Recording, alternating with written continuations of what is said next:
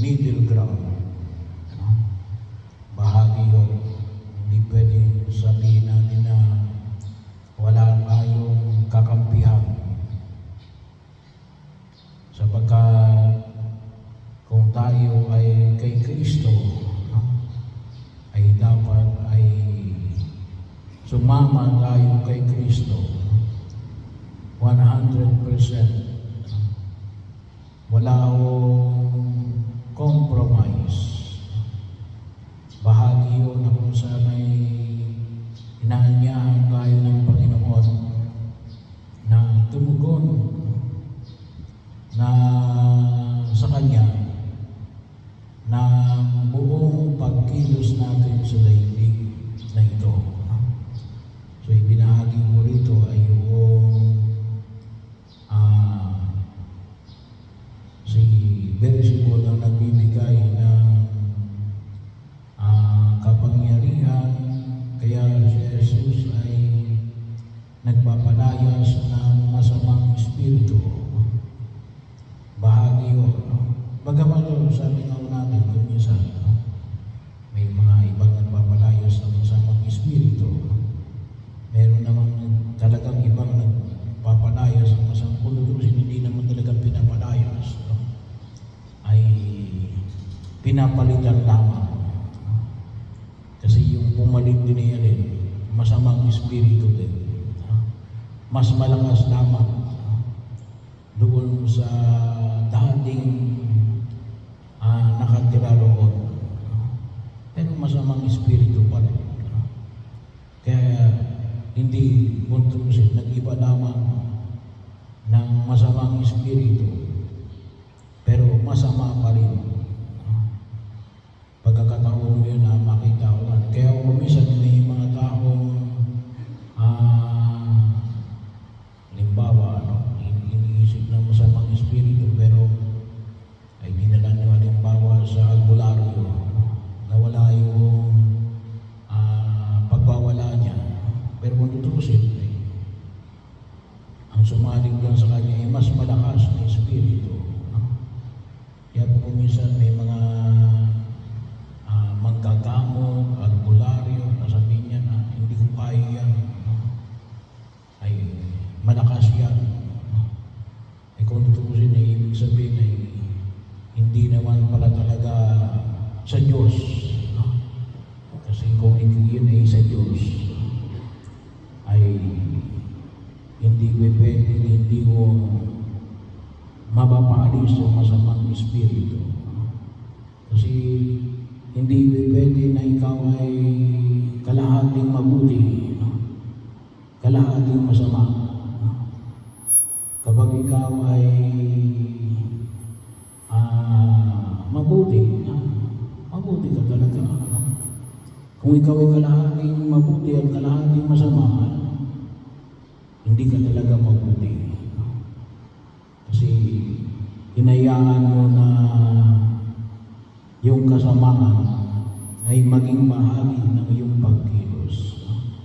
Kaya kung tutusin, ang pagpili kay Jesus ay dapat ay 100%. Isa ko yun sa tinatawag natin kumisan, na kumisan ay sabi na natin ay hinahati natin. Kaya nga nabanggit ko na rin yung mga pagkilos natin na katulad ng mga paggamit natin halimbawa ng mga lucky charm, ay yan ay tawagin natin ay syncretism.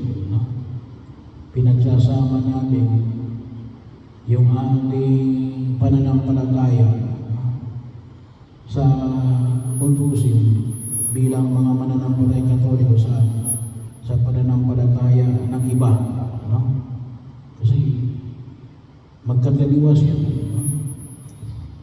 Ano yung sinisira ng lucky charm, ay di yung paniniwala lang din natin yung providensya ng Diyos, yung kagandahan loob ng Diyos.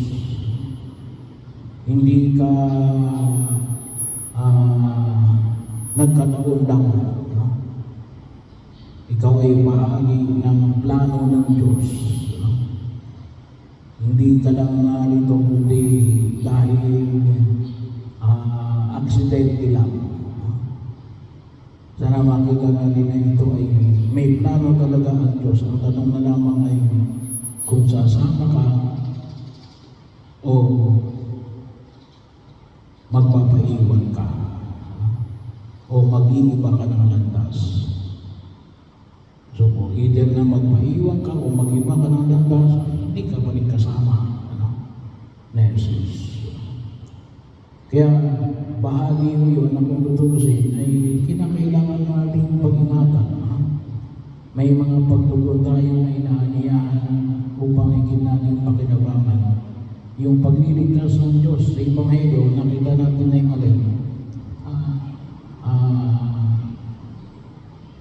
Sabi nga ay pinaratangan sa Jesus na siya ay nagpapalaya sa masamang espiritu sa ngalan ni Beelzebul. Ay, hindi talaga kasama niya si Jesus. Pagkataon, hindi lang kasi yun, kung tawagin natin ay pagkakamali. Yun ay maliwanag na pagkilos natin na hindi nakikita yung pagkilos ng Diyos kay Jesus. Kaya bahagi yun na yung hindi niya pagkilala sa pagkilos na Jesus, na ito ay pagkilos ng Diyos, ito'y maliwanag natin hindi talaga ito sasama kay Jesus. Kahit ano yung gagawin. Bakit? Kasi nga, iba yung nakikita niya. Dahil sa dahil sabi ko nga ay nag-iba o nagpaiwan ito.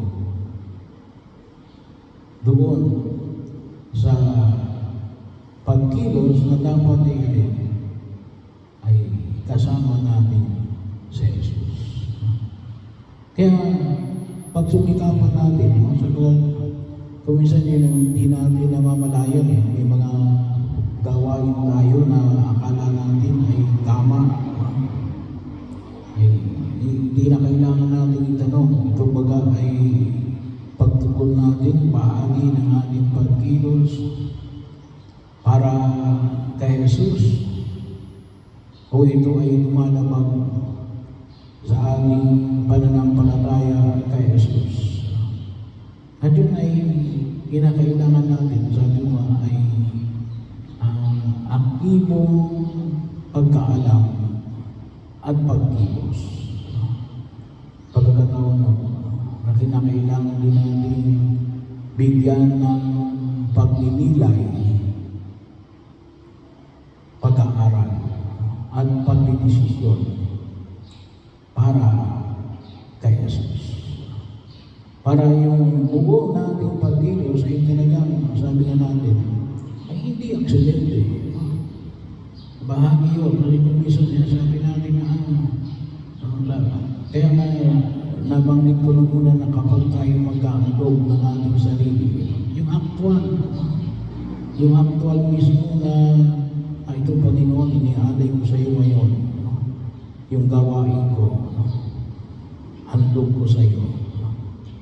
Bilang handog ng aking sarili. Sabi mo ay hindi dapat yung afterthought. Kasi hindi mo ginawang pagkilos yun. At hindi na kailangan na yun. Yun ang magiging sistema ng ating pagkilos.